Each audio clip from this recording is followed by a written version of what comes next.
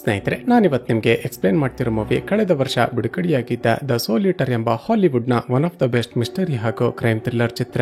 ಈ ಮೂವಿಯ ಕಾನ್ಸೆಪ್ಟ್ ಏನಂದ್ರೆ, ಸಿಟಿಯಿಂದ ದೂರದಲ್ಲಿದ್ದ ಒಂದು ಊರಲ್ಲಿ ಜನರು ಬ್ಯಾಕ್ ಟು ಬ್ಯಾಕ್ ನಿಗೂಢವಾಗಿ ಕೊಲೆ ಆಗ್ತಿರ್ತಾರೆ. ಈ ನಿಗೂಢವಾದ ಕೊಲೆಗಳ ಕೇಸನ್ನ ಇನ್ವೆಸ್ಟಿಗೇಷನ್ ಮಾಡ್ತಾ ಹೋದ ಚಿತ್ರದ ಹೀರೋ ಹಾಗೂ ಹೀರೋಯಿನ್ಗೆ ಆ ಊರಿನ ಮಕ್ಕಳು ಕೂಡ ನಿಗೂಢವಾಗಿ ಕಾಣೆಯಾಗ್ತಿದ್ದಾರೆ ಅಂತ ಗೊತ್ತಾಗುತ್ತೆ. ಆ ಊರಲ್ಲಿ ಒಂದಷ್ಟು ಜನ ಇದೆಲ್ಲದರ ಹಿಂದೆ ಯಾವುದೋ ಪ್ರೇತಾತ್ಮ ಇದೆ ಅಂತ ಮಾತನಾಡಿಕೊಂಡ್ರೆ, ಮತ್ತೊಂದಷ್ಟು ಜನ ಇಲ್ಲ, ಇದನ್ನೆಲ್ಲ ಯಾರೋ ಒಬ್ಬ ಸೀರಿಯಲ್ ಕಿಲ್ಲರ್ ಮಾಡ್ತಿದ್ದಾನೆ ಅಂತ ಮಾತನಾಡಿಕೊಳ್ತಿರ್ತಾರೆ. ಸೊ ಚಿತ್ರದಲ್ಲಿ ಮುಂದೇನಾಯ್ತು?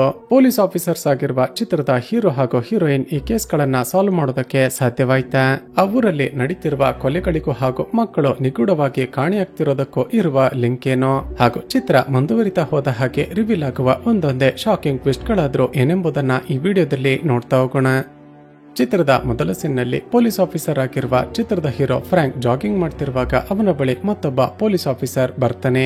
ಆತ ಒಂದು ಫೈಲ್ ಅನ್ನ ಕೊಟ್ಟು, ಫ್ರಾಂಕ್ ಮಿಸ್ಸಿಂಗ್ ಆಗಿರುವ ಎಲ್ಲ ಮಕ್ಕಳ ಡೀಟೇಲ್ಸ್ ಗಳು ಇದರಲ್ಲಿದೆ, ತಕ್ಷಣ ಆ ಊರಿಗೆ ಹೋಗಿ ಇನ್ವೆಸ್ಟಿಗೇಷನ್ ಕಂಪ್ಲೀಟ್ ಮಾಡಿ ರಿಪೋರ್ಟ್ ಅನ್ನ ಸಬ್ಮಿಟ್ ಮಾಡು ಅಂತ ಹೇಳ್ತೇನೆ. ಈಗ ಫ್ರಾಂಕ್ ಹೋಗಬೇಕಾಗಿರುವ ಆ ಊರು ಎಷ್ಟು ದೂರ ಇರುತ್ತೆ ಅಂದ್ರೆ, ಅಲ್ಲಿಗೆ ಯಾವುದೇ ಬಸ್ ಆಗ್ಲಿ ಕಾರ್ ಆಗ್ಲಿ ಇರೋದೇ ಇಲ್ಲ. ಯಾರಾದ್ರೂ ಲಿಫ್ಟ್ ಕೊಡ್ತಾರ ಅಂತ ಕಾಯ್ತಿದ್ದಾಗ ಅದೇ ರಸ್ತೆಯಲ್ಲಿ ಎಲಿಜಬೆತ್ ಎಂಬ ಒಬ್ಬಳು ಮಹಿಳೆ ಕಾರ್ ನಲ್ಲಿ ಬರ್ತಿರ್ತಾಳೆ. ಈಕೆ ಕೂಡ ಫ್ರಾಂಕ್ ಹೋಗ್ತಿರುವ ಜಾಗಕ್ಕೆ ಹೋಗಬೇಕಾಗಿರೋ ಕಾರಣ ಕಾರ್ನ ಒಳಗಡೆ ಹತ್ತಿಸಿಕೊಳ್ತಾಳೆ. ಇವರಿಬ್ಬರು ಕ್ಯಾಶುಯಲ್ ಆಗಿ ಮಾತನಾಡೋದಕ್ಕೆ ಶುರು ಮಾಡಿದಾಗ ನಮಗೆ ಗೊತ್ತಾಗುತ್ತೆ ಎಲಿಜಬೆತ್ ಕೂಡ ಒಬ್ಬಳು ಪೊಲೀಸ್ ಆಫೀಸರ್ ಅಂತ. ಆದ್ರೆ ಟ್ವಿಸ್ಟ್ ಏನಂದ್ರೆ, ಫ್ರಾಂಕ್ ಮಕ್ಕಳ ಮಿಸ್ಸಿಂಗ್ ಕೇಸನ್ನ ಇನ್ವೆಸ್ಟಿಗೇಷನ್ ಮಾಡೋದಕ್ಕೆ ಆ ಊರಿಗೆ ಹೋಗ್ತಿದ್ರೆ, ಎಲಿಜಬೆತ್ ಮರ್ಡರ್ ಕೇಸನ್ನ ಇನ್ವೆಸ್ಟಿಗೇಷನ್ ಮಾಡೋದಕ್ಕೆ ಹೋಗ್ತಿರ್ತಾಳೆ. ಫ್ರಾಂಕ್ ಆಕೆ ಜೊತೆ ಸ್ಪಾಟ್ಗೆ ಹೋಗಿ ನೋಡಿದ್ರೆ, ಶಾಕಿಂಗ್ಲಿ ಒಂದು ಮನೆಯ ಒಳಗಡೆ ಇಬ್ಬರು ಗಂಡ ಹೆಂಡತಿಯ ಡೆಡ್ ಬಾಡಿ ರಕ್ತಸಿಕ್ತವಾಗಿ ಬಿದ್ದಿರುತ್ತವೆ. ತಕ್ಷಣ ಎಲಿಜಬೆತ್ ಆ ಕಿಲ್ಲರ್ ನ ಬಗ್ಗೆ ಏನಾದ್ರೂ ಇನ್ಫಾರ್ಮೇಶನ್ ಸಿಗಬಹುದಾ ಅಂತ ಮನೆಯನ್ನೆಲ್ಲ ಹುಡುಕಾಡಿ ನೋಡ್ತಾಳೆ. ಆದ್ರೆ ಮನೆಯ ಬಾಗಿಲುಗಳು ಹಾಗೂ ಕಿಟಕಿಗಳು ಎಲ್ಲ ಕೂಡ ಒಳಗಿನಿಂದ ಲಾಕ್ ಆಗಿರುತ್ತವೆ. ಆಗ ಅಲ್ಲೇ ಇದ್ದ ಲೋಕಲ್ ಪೊಲೀಸ್ ಹೇಳೋದನಂದ್ರೆ, ಮೇಡಮ್ ಇವರಿಬ್ಬರಿಗೆ ಏನಾಯ್ತೋ ಗೊತ್ತಿಲ್ಲ, ಊಟ ಮಾಡೋದಕ್ಕೆ ಅಂತ ಇಬ್ಬರು ಡೈನಿಂಗ್ ಟೇಬಲ್ ಗೆ ಬಂದು ನಂತರ ಏನಾಯ್ತೋ ಗೊತ್ತಿಲ್ಲ ಒಬ್ಬರ ಮೇಲೆ ಒಬ್ಬರು ಫೋರ್ಕ್ ನಿಂದ ಅಟ್ಯಾಕ್ ಮಾಡಿ ಸಾಯಿಸಿದ್ದಾರೆ. ಅದನ್ನು ಕೇಳಿದ ಎಲಿಜಬೆತ್ ಗಂಡ ಹೆಂಡತಿ ಒಬ್ಬರ ಮೇಲೆ ಒಬ್ಬರು ಅಟ್ಯಾಕ್ ಮಾಡಿ ಸಾಯಿಸೋದಕ್ಕೆ ಹೇಗೆ ಸಾಧ್ಯ ಅಂತ ಶಾಕ್ ಆಗ್ತಾಳೆ. ಅದೇ ಸಮಯಕ್ಕೆ ಮನೆಯ ಬೇಸ್ಮೆಂಟ್ ನಲ್ಲಿ ಯಾರೋ ಓಡಾಡ್ತಿರುವ ರೀತಿ ಶಬ್ದ ಬರುತ್ತೆ. ಎಲಿಜಬೆತ್ ಹಾಗೂ ಬೇರೆ ಪೊಲೀಸರು ಹೆದರಿಕೊಳ್ಳುತ್ತಲೇ ಬೇಸ್ಮೆಂಟ್ ಗೆ ಹೋಗಿ ನೋಡಿದ್ರೆ, ಕೊಲೆಯಾಗಿರುವ ಆ ಗಂಡ ಹೆಂಡತಿಯ ಮಗ ಬಚ್ಚಿಟ್ಟುಕೊಂಡಿರ್ತಾನೆ. ತುಂಬಾನೇ ಹೆದರಿಕೊಂಡಿದ್ದ ಆ ಹುಡುಗನನ್ನ ಎಲಿಜಬೆತ್ ಸಮಾಧಾನ ಮಾಡಿ ಹೊರಗಡೆ ಕರೆದುಕೊಂಡು ಬರ್ತಾಳೆ. ಹೌದು, ನಿನ್ನ ತಂದೆ ತಾಯಿಯನ್ನ ಯಾರೋ ಕೊಲೆ ಮಾಡಿದ್ದು ಅಂತ ಕೇಳಿದಾಗ ಆ ಹುಡುಗ ಸೋಲಿಟರ್ ಅಂತ ಹೇಳ್ತಾನೆ. ಆ ಹುಡುಗ ಸೋಲಿಟರ್ ಅಂತ ಹೇಳ್ತಿದ್ದ ಹಾಗೆ ಅಲ್ಲಿದ್ದ ಪೊಲೀಸರು ಹಾಗೂ ಬೇರೆಯವರೆಲ್ಲ ತುಂಬಾನೇ ಶಾಕ್ ಆಗ್ತಾರೆ. ಆ ಹುಡುಗ ನೋಡೋದಕ್ಕೆ ತುಂಬಾನೇ ಮೆಂಟಲಿ ಡಿಸ್ಟರ್ಬ್ ಆಗಿದ್ದಾನೆ ಅನ್ನೋ ರೀತಿ ಕಾಣಿಸ್ತಿದ್ದ ಕಾರಣ ಎಲಿಜಬೆತ್ ಅವನನ್ನ ಕರೆದುಕೊಂಡು ಹೋಗಿ ಹಾಸ್ಪಿಟಲ್ ನಲ್ಲಿ ಅಡ್ಮಿಟ್ ಮಾಡ್ತಾಳೆ. ಈಗ ಎಲಿಜಬೆತ್ ಹಾಗೂ ಫ್ರಾಂಕ್ ಇಬ್ಬರು ಕೂಡ ಇನ್ವೆಸ್ಟಿಗೇಷನ್ ಗೆ ಅಂತ ಬಂದಿದ್ದ ಕಾರಣ ಲೋಕಲ್ ಪೊಲೀಸರು ಇವರಿಬ್ಬರಿಗೆ ಒಂದೇ ಹೋಟೆಲ್ ನಲ್ಲಿ ರೂಮ್ ಅನ್ನ ಬುಕ್ ಮಾಡಿರ್ತಾರೆ. ಹೌದು, ನೀವ್ಯಾಕೆ ಈ ಊರಿಗೆ ಬಂದಿದ್ದೀರಾ ಅಂತ ಕೇಳಿದಾಗ ಫ್ರಾಂಕ್ ತನ್ನ ಇನ್ವೆಸ್ಟಿಗೇಷನ್ ಬಗ್ಗೆ ಹೇಳ್ತಾನೆ. ಮೇಡಮ್, ಇದುವರೆಗೂ ನಾನು ಕೆಲಸ ಮಾಡ್ತಿದ್ದ ಟೌನ್ ನಲ್ಲಿ 9 ಜನ ಮಕ್ಕಳು ನಿಗೂಢವಾಗಿ ಕಾಣೆಯಾಗಿದ್ದಾರೆ. ಕೆಲವರು ವಿಟ್ನೆಸ್ ಹೇಳಿದ ಪ್ರಕಾರ ಒಬ್ಬ ಕಿಡ್ನಾಪರ್ ಒಂದು ವೈಟ್ ವ್ಯಾನ್ ನಲ್ಲಿ ಮಕ್ಕಳನ್ನ ಕಿಡ್ನಾಪ್ ಮಾಡಿಕೊಂಡು ಇದೇ ಊರಿನ ಕಡೆಗೆ ಬಂದಿದ್ದಾನೆ. ಆ ಕಿಡ್ನಾಪರ್ ಯಾರು ಅಂತ ಹುಡುಕಿಕೊಂಡು ಈ ಊರಿಗೆ ಬಂದು ನೋಡಿದ್ರೆ ಈಗ ಡಬಲ್ ಮರ್ಡರ್ ಆಗಿದೆ ಅಂತ ಹೇಳ್ತೇನೆ. ಮುಂದುವರೆದು ಈ ಕೊಲೆಗಳಿಗೂ ಹಾಗೂ ನಡೀತಿರುವ ಕಿಡ್ನಾಪ್ ಗಳಿಗೂ ಏನೋ ಲಿಂಕ್ ಇರಬಹುದು. ಒಟ್ಟಿಗೆ ಇನ್ವೆಸ್ಟಿಗೇಷನ್ ಮಾಡಿ ನಾನು ನಿಮಗೆ ಹೆಲ್ಪ್ ಮಾಡ್ತೀನಿ, ನೀವು ನನಗೆ ಹೆಲ್ಪ್ ಮಾಡಿ ಅಂತ ಹೇಳ್ತೇನೆ. ಎಲ್ಲಿಗೆ ಸೀನ್ ಕಟ್ಟಾಗಿ ಮರುದಿನ ಬೆಳಿಗ್ಗೆ ಎಲಿಜಬೆತ್ ಲನ್ನ ಮೀಟ್ ಮಾಡೋದಕ್ಕೆ ಅಂತ ಅದೇ ಊರಿನ ಒಬ್ಬಳು ಮಹಿಳೆ ಬಂದಿರ್ತಾಳೆ. ಮೇಡಮ್, ನೀವು ಹಾಗೂ ಇನ್ನೊಬ್ಬರು ಪೊಲೀಸ್ ಆಫೀಸರ್ ಈ ಊರಿಗೆ ಹೊಸದಾಗಿ ಇನ್ವೆಸ್ಟಿಗೇಷನ್ ಮಾಡೋದಕ್ಕೆ ಬಂದಿದ್ದೀರಾ ಅಂತ ಗೊತ್ತಾಯ್ತು. ಕೆಲವು ದಿನಗಳ ಹಿಂದೆ ಈ ಊರಲ್ಲಿ ಒಂದು ಫ್ಲೈಟ್ ಆಕ್ಸಿಡೆಂಟ್ ಆಗಿ ಅದರಲ್ಲಿದ್ದ ಎಷ್ಟೋ ಜನ ಸತ್ತು ಹೋದ್ರು. ಅಂದಿನಿಂದ ಈ ಊರಲ್ಲಿ ತುಂಬಾನೇ ನಿಗೂಢ ಹಾಗೂ ವಿಚಿತ್ರವಾದ ಘಟನೆಗಳು ನಡೀತಿವೆ. ಆದಷ್ಟು ಬೇಗ ಈ ಕೇಸನ್ನ ಸಾಲ್ವ್ ಮಾಡಿ ಊರಿನ ಜನಗಳನ್ನ ಕಾಪಾಡಿ ಅಂತ ಬೇಡಿಕೊಳ್ತಾಳೆ. ಮತ್ತೊಂದು ಕಡೆ ಫ್ರಾಂಕ್ ಆಸ್ಪತ್ರೆಯಲ್ಲಿ ಅಡ್ಮಿಟ್ ಆಗಿರುವ ಆ ಹುಡುಗನ ಬಳಿಗೆ ಹೋಗಿ ನಿನ್ನ ತಂದೆ ತಾಯಿಯನ್ನ ಕೊಲೆ ಮಾಡಿದ್ಯಾರೋ ಅಂತ ವಿಚಾರಿಸೋದಕ್ಕೆ ಪ್ರಯತ್ನ ಪಡ್ತಾನೆ. ಆ ಹುಡುಗ ಮತ್ತೆ ನನ್ನ ತಂದೆ ತಾಯಿಯನ್ನ ಕೊಲೆ ಮಾಡಿದ್ದು ಸೋಲಿಟರ್ ಅಂತ ಹೇಳ್ತಾ ತುಂಬಾನೇ ಹೆದರಿಕೊಳ್ಳೋದಕ್ಕೆ ಶುರು ಮಾಡ್ತಾನೆ. ಅಷ್ಟರಲ್ಲೇ ಅಲ್ಲಿಗೆ ಬಂದ ಒಬ್ಬಳು ನರ್ಸ್ ಆ ಹುಡುಗನಿಗೆ ಡಿಸ್ಟರ್ಬ್ ಮಾಡಬೇಡಿ ಅಂತ ಫ್ರಾಂಕ್ ನನ್ನ ಹೊರಗಡೆ ಕಳುಹಿಸಿ ಬಿಡ್ತಾಳೆ. ಮತ್ತೊಂದು ಕಡೆ ಎಲಿಜಬೆತ್ ಕೊಲೆಯಾಗಿರುವ ಆ ಗಂಡ ಹೆಂಡತಿಯ ಪೋಸ್ಟ್ ಮಾರ್ಟಮ್ ನಡೀತಿದೆ ಅಂತ ಗೊತ್ತಾಗಿ ತಕ್ಷಣ ಅಲ್ಲಿಗೆ ಹೋಗ್ತಾಳೆ. ಆ ಡಾಕ್ಟರ್ ಹೇಳೋದನಂದ್ರೆ, ಮೇಡಮ್ ಇದುವರೆಗೂ ನಾನು ಹಲವಾರು ಕೇಸ್ ಕೇಸ್ಗಳನ್ನ ನೋಡಿದ್ದೀನಿ, ಆದ್ರೆ ಇಷ್ಟೊಂದು ಬ್ರೂಟಲ್ ಆಗಿ ಕೊಲೆ ಮಾಡಿರೋದನ್ನ ನೋಡೇ ಇರಲಿಲ್ಲ. ಯಾಕಂದ್ರೆ ಇಬ್ಬರು ಕೂಡ ಇವರನ್ನ ಸಾಯಿಸ್ತಿರುವಾಗ ತಪ್ಪಿಸಿಕೊಳ್ಳೋದಕ್ಕೂ ಕೂಡ ಪ್ರಯತ್ನ ಪಟ್ಟಿಲ್ಲ. ಇಬ್ಬರು ಎಂಜಾಯ್ ಮಾಡ್ತಾ ಖುಷಿಯಾಗಿ ಕೊಲೆಯಾಗಿದ್ದಾರೆ. ಹಾಗೂ ಶಾಕಿಂಗ್ಲಿ ಊಟ ಮಾಡೋದಕ್ಕೆ ಯೂಸ್ ಮಾಡುವ ಫೋರ್ಕ್ ನಿಂದ ಒಬ್ಬರನ್ನೊಬ್ಬರು ಚುಚ್ಚಿ ಸಾಯಿಸಿದ್ದಾರೆ ಅಂತ ಹೇಳ್ತಾಳೆ. ಡಾಕ್ಟರ್ನ ಮಾತುಗಳನ್ನ ಕೇಳಿದ ಎಲಿಜಬೆತ್ಗೆ ಶಾಕ್ ಆಗುತ್ತೆ. ಹಾಗೂ ಇಲ್ಲಿಗೆ ಈ ಸೀನ್ ಕಟ್ ಆಗುತ್ತೆ. ಮತ್ತೊಂದು ಕಡೆ ಫ್ರಾಂಕ್ ಕೊಲೆಯಾಗಿರುವ ಆ ಗಂಡ ಹೆಂಡತಿಯ ಪಕ್ಕದ ಮನೆಗೆ ಹೋಗಿ ಅಲ್ಲಿದ್ದ ಮಹಿಳೆಯನ್ನ ಎನ್ಕ್ವೈರಿ ಮಾಡ್ತಾನೆ. ಆಕೆ ಹೇಳೋದನಂದ್ರೆ, ಸರ್, ಆ ಇಬ್ಬರು ಗಂಡ ಹೆಂಡತಿ ತುಂಬಾನೇ ವಿಚಿತ್ರ ಕ್ಯಾರೆಕ್ಟರ್ ನ ಮನುಷ್ಯರಾಗಿದ್ರು. ನಾವು ಇಲ್ಲಿಗೆ ಬಂದು ವಾಸ ಮಾಡೋದಕ್ಕೆ ಶುರು ಮಾಡಿ 2 ವರ್ಷ ಕಳೆದ್ರು ಕೂಡ ಇದುವರೆಗೂ ಕೂಡ ಅವರ ಜೊತೆ ನಾವು ಮಾತಾಡೇ ಇರಲಿಲ್ಲ. ಆ ಗಂಡ ಹೆಂಡತಿನೇ ವಿಚಿತ್ರ ಅನ್ಸಿದ್ರೆ ಅವರಿಬ್ಬರ ಮಗ ಮತ್ತಷ್ಟು ವಿಚಿತ್ರವಾಗಿದ್ದ. ಒಂದು ದಿನ ಆತ ಪಕ್ಕದಲ್ಲಿ ಯಾರು ಇಲ್ಲ ಅಂದ್ರೂ ಕೂಡ ಒಬ್ಬೊಬ್ಬನೇ ಮಾತನಾಡಿಕೊಳ್ತಿದ್ದ. ಸರ್, ಅಷ್ಟು ಮಾತ್ರವಲ್ಲ, ಇತ್ತೀಚೆಗೆ ನಾನು ಸಾಕಿದ್ದ ಒಂದು ನಾಯಿ ಮರಿ ಕಳ್ಳತನ ಆಗಿದೆ. ನನಗ್ಯಾಕೋ ಆ ಹುಡುಗನೇ ನನ್ನ ನಾಯಿ ಮರಿಯನ್ನ ಕಿಡ್ನಾಪ್ ಮಾಡಿ ಕೊಲೆ ಮಾಡಿದ್ದಾನೆ ಅಂತ ಅನ್ಸುತ್ತೆ. ಇದಾದ ನಂತರ ಮತ್ತೆ ಫ್ರಾಂಕ್ ಹಾಗೂ ಎಲಿಜಬೆತ್ ಆ ಕೊಲೆಯಾಗಿದ್ದ ಗಂಡ ಹೆಂಡತಿಯ ಮನೆಗೆ ಹೋಗಿ ಮತ್ತೇನಾದ್ರೂ ಇನ್ಫಾರ್ಮೇಶನ್ ಸಿಗುತ್ತಾ ಅಂತ ಚೆಕ್ ಮಾಡ್ತಾರೆ. ಆಗ ಆ ಗಂಡ ಹೆಂಡತಿ ಇತ್ತೀಚೆಗೆ ಒಂದು ಹೊಸ ಲ್ಯಾಪ್ಟಾಪ್ ಅನ್ನ ಪರ್ಚೇಸ್ ಮಾಡಿರುವ ಬಿಲ್ ಸಿಗುತ್ತೆ. ಆದ್ರೆ ಮನೆಯನ್ನೆಲ್ಲ ಹುಡುಕಿದ್ರು ಕೂಡ ಆ ಲ್ಯಾಪ್ಟಾಪ್ ಮಾತ್ರ ಅವರಿಗೆ ಸಿಗೋದಿಲ್ಲ. ಮೊದಲು ಸ್ಪಾಟ್ಗೆ ಬಂದಿದ್ದ ಲೋಕಲ್ ಪೊಲೀಸರೇನಾದ್ರೂ ಆ ಲ್ಯಾಪ್ಟಾಪ್ ಅನ್ನ ತೆಗೆದುಕೊಂಡು ಹೋಗಿದ್ರ ಅಂತ ಚೆಕ್ ಮಾಡಿದ್ರೆ ಇಲ್ಲ ಅಂತ ಗೊತ್ತಾಗುತ್ತೆ. ಹಾಗಾದ್ರೆ ಆ ಗಂಡ ಹೆಂಡತಿ ಕೊಲೆಯಾದ ನಂತರ ಯಾರೋ ಇಲ್ಲಿಗೆ ಬಂದು ಆ ಲ್ಯಾಪ್ಟಾಪ್ ಅನ್ನ ತೆಗೆದುಕೊಂಡು ಹೋಗಿದ್ದಾರೆ ಅಂತ ಇಬ್ಬರಿಗೂ ಕನ್ಫರ್ಮ್ ಆಗುತ್ತೆ. ನಂತರ ಫ್ರಾಂಕ್ ಮನೆಯ ಸುತ್ತಮುತ್ತ ಚೆಕ್ ಮಾಡ್ತಿದ್ದಾಗ ಪಕ್ಕದ ಮನೆಯಲ್ಲಿ ವಾಸ ಮಾಡ್ತಿದ್ದ ಆ ಮಹಿಳೆ ತನ್ನ ನಾಯಿ ಕಾಣಿಸ್ತಿಲ್ಲ ಅಂತ ಹೇಳಿದ್ಲಲ್ವಾ. ನೋಡಿದ್ರೆ ಶಾಕಿಂಗ್ಲಿ ಯಾರೋ ಆ ನಾಯಿಯನ್ನ ಕೊಲೆ ಮಾಡಿ ಅದರ ಡೆಡ್ ಬಾಡಿಯನ್ನ ಒಂದು ಕವರ್ ನ ಒಳಗಡೆ ಸುತ್ತಿ ಹೂತು ಹಾಕಿರೋದು ಕಾಣಿಸುತ್ತೆ. ಅದೇ ಸಮಯಕ್ಕೆ ಓಡ್ತಾ ಅಲ್ಲಿಗೆ ಬಂದ ಮತ್ತೊಬ್ಬ ಪೊಲೀಸ್, ಸರ್, ಮತ್ತೊಂದು ಕೊಲೆಯಾಗಿದೆ ಅಂತ ಇವರಿಬ್ಬರನ್ನ ಒಂದು ಸಾಮಿಲ್ ಬಳಿ ಕರೆದುಕೊಂಡು ಹೋಗ್ತಾನೆ. ನೋಡಿದ್ರೆ ಶಾಕಿಂಗ್ಲಿ ಮರಗಳನ್ನ ಕಟ್ ಮಾಡೋದಕ್ಕೆ ಯೂಸ್ ಮಾಡುವ ಮಷೀನ್ ಒಳಗಡೆ ಆ ಸಾಮಿಲ್ ನ ಓನರ್ ಆಗಿರುವ ಹೆನ್ರಿಯ ತಲೆಯನ್ನ ಇಟ್ಟು ಯಾರೋ ಕೊಲೆ ಮಾಡಿರ್ತಾರೆ. ಈಗ ತಕ್ಷಣ ಫ್ರಾಂಕ್ಗೆ ಒಂದು ವಿಷಯ ಫ್ಲಾಶ್ ಆಗಿ ಇವನ ಬಳಿ ಇದ್ದ ಯಾವ್ದಾದ್ರು ಐಟಮ್ಗಳು ಮಿಸ್ ಆಗಿದೆಯಾ ಅಂತ ಅವನ ಕ್ಯಾಬಿನ್ ಗೆ ಹೋಗಿ ಚೆಕ್ ಮಾಡ್ತಾನೆ. ನೋಡಿದ್ರೆ ಈತ ಗೆಸ್ ಮಾಡಿದ ಹಾಗೆ ಈತ ಕೆಲಸ ಮಾಡೋದಕ್ಕೆ ಯೂಸ್ ಮಾಡ್ತಿದ್ದ ಲ್ಯಾಪ್ಟಾಪ್ ಕೂಡ ಕಳ್ಳತನವಾಗಿರುತ್ತೆ.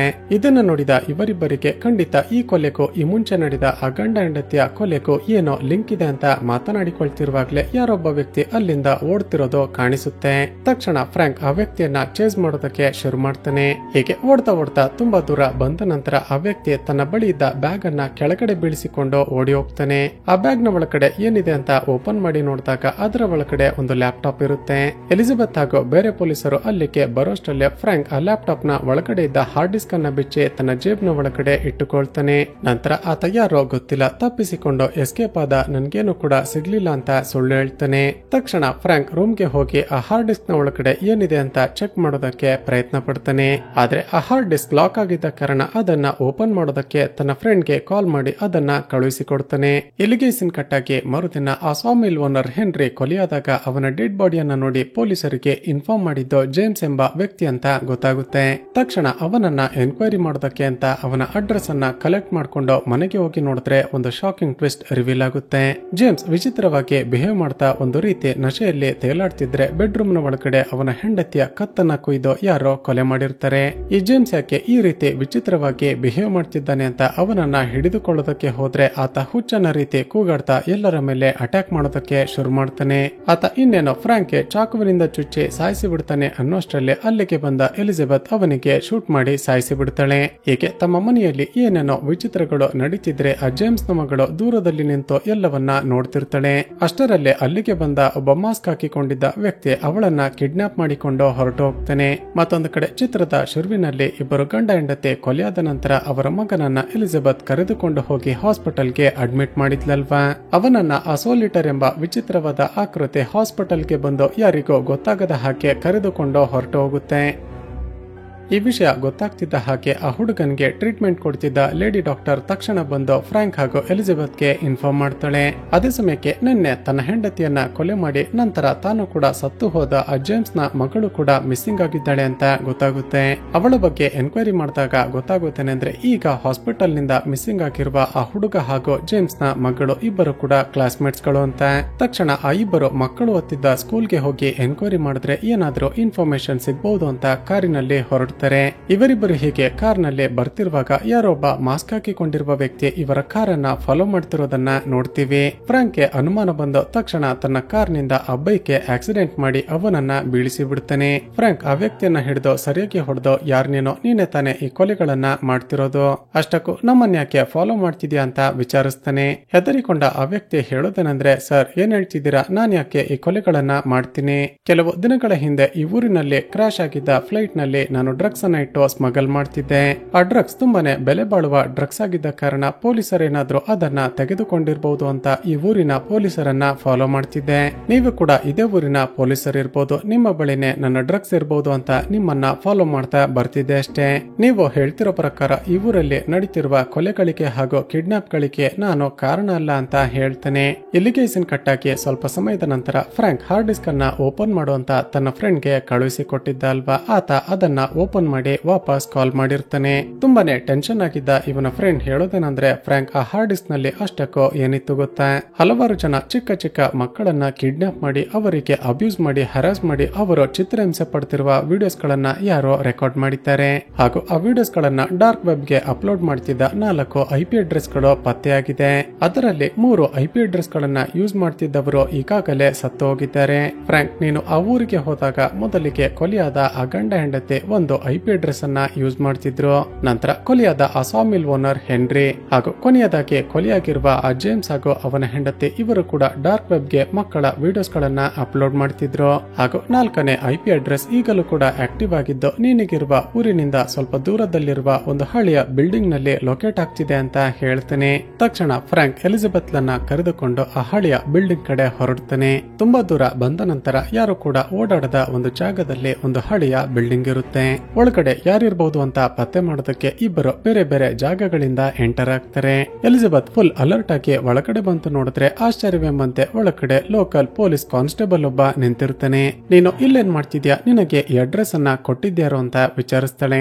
ಅದಕ್ಕೆ ಆತ ಹೇಳ್ತಾನೆ, ಮೇಡಮ್ ಈ ಊರಲ್ಲಿ ಪದೇ ಪದೇ ಮಕ್ಕಳು ಕಾಣೆಯಾಗ್ತಿರೋ ಕಾರಣ ಎಲ್ಲ ಕಡೆ ಹುಡುಕಿ ಅಂತ ಹೇಳಿದ್ರು. ಹೈಯರ್ ಆಫೀಸರ್ ಈ ಜಾಗವನ್ನ ಸರ್ಚ್ ಮಾಡುವಂತ ಹೇಳಿದ್ದಕ್ಕೇನೆ ಬಂದೆ ಅಂತ ಹೇಳ್ತಾನೆ. ಸರಿ ಒಳ್ಳೇದಾಯ್ತು, ಸರ್ಚ್ ಮಾಡುವಂತ ಹೇಳಿ ಇನ್ನೇನು ಅಲ್ಲಿಂದ ಮುಂದೆ ಬರುವಷ್ಟರಲ್ಲೇ ಶಾಕಿಂಗ್ಲಿ ಆ ಕಾನ್ಸ್ಟೇಬಲ್ ಈಕೆ ತಲೆಗೆ ಹೊಡೆದು ಬಿಡುತ್ತಾನೆ. ವಿಚಿತ್ರವಾಗಿ ನಗುತ್ತಾ ಈ ಊರಿಗೆ ಬಂದು ಮರ್ಡರ್ ಕೇಸ್ ನ ಇನ್ವೆಸ್ಟಿಗೇಷನ್ ಮುಗಿದ ನಂತರ ವಾಪಸ್ ಹೋಗೋದನ್ನ ಬಿಟ್ಟು ಈಗ ಮತ್ತೆ ಕಿಡ್ನಾಪ್ ಕೇಸ್ಗೆ ಕೈ ಹಾಕಿದ್ಯಾ, ನಿನ್ನನ್ನ ಸುಮ್ಮನೆ ಬಿಡೋದಿಲ್ಲ ಅಂತ ಇನ್ನೇನೋ ಸಾಯಿಸಿ ಬಿಡ್ತಾನೆ ಅನ್ನೋಷ್ಟರಲ್ಲೇ ಅಲ್ಲಿಗೆ ಬಂದ ಫ್ರಾಂಕ್ ಎಲಿಜಬೆತ್ ಲನ್ನ ಕಾಪಾಡಿ ಅವನನ್ನ ಶೂಟ್ ಮಾಡಿ ಸಾಯಿಸಿ ಬಿಡುತ್ತಾನೆ. ಅಷ್ಟಕ್ಕೂ ಈ ಕಾನ್ಸ್ಟೇಬಲ್ ಯಾಕೆ ನನ್ನನ್ನ ಕೊಲೆ ಮಾಡೋದಕ್ಕೆ ಪ್ರಯತ್ನ ಪಟ್ಟ, ಈತ ಯಾರ ಜೊತೆ ಇನ್ವಾಲ್ವ್ ಆಗಿ ಇದನ್ನೆಲ್ಲ ಮಾಡ್ತಿದ್ದಾನೆ ಅಂತ ಇಬ್ಬರಿಗೂ ಶಾಕ್ ಆಗುತ್ತೆ. ಹಾಗೂ ಈಗ ರಿವೀಲ್ ಆಗುವ ಟ್ವಿಸ್ಟ್ ಏನಂದ್ರೆ, ಆ ದಿನ ಲ್ಯಾಪ್ಟಾಪ್ ಅನ್ನ ಕದ್ದು ಎಸ್ಕೇಪ್ ಆಗ್ತಿದ್ದ ವ್ಯಕ್ತಿ ಈ ಕಾನ್ಸ್ಟೇಬಲ್ಲೇ. ಮೊದಲು ಬಿಲ್ಡಿಂಗ್ ನ ಒಳಗಡೆ ಏನಿದೆ ನೋಡೋಣ ಅಂತ ಇಬ್ಬರು ಒಳಗಡೆ ಬರ್ತಾರೆ.